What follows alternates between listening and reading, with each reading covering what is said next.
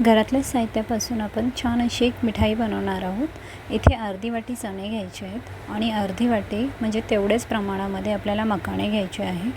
हे मिक्सर जारमध्ये टाकून भरड अशी त्याची पूड तयार करून घ्यायची आहे।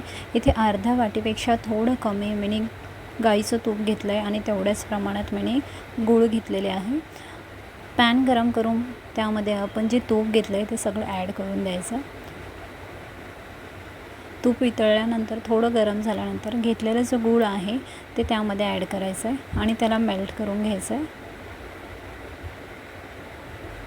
चांगल्या प्रकारे त्याला मेल्ट करून घेऊया आपण। इथे तुम्ही साखरेचाही वापर करू शकता पाक तयार करून, पण गुळाने टेस्ट ही इन्हॅन्स होते म्हणून मी इथे गुळाचा वापर केलेला आहे। असं छानपैकी त्याला मिक्स करून घ्यायचं आहे। छान मेल्ट झाल्यानंतर आपण जी पूड तयार केली आहे ती याच्यात ॲड करायची। इथे तुम्ही वेलची पावडरही टाकू शकता। मिक्स करून घ्यायचं आहे। यावेळेला आपल्याला गॅस हा बारीकच ठेवायचा आहे। नंतर गॅसची फ्लेम ऑन करून त्याला खाली उतरून घ्यायचं आहे आणि पुन्हा एकदा त्याला छान मिक्स करून घ्यायचं आहे।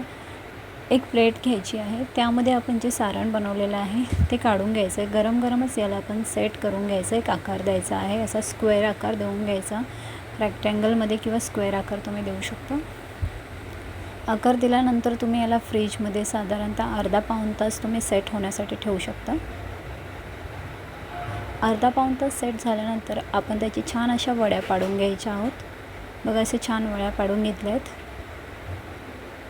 त्यानंतर तुम्ही पिस्ता किंवा दुसरे कोणते ड्रायफ्रूटने त्याला गार्निशिंग करून घ्या, सजवून घ्या।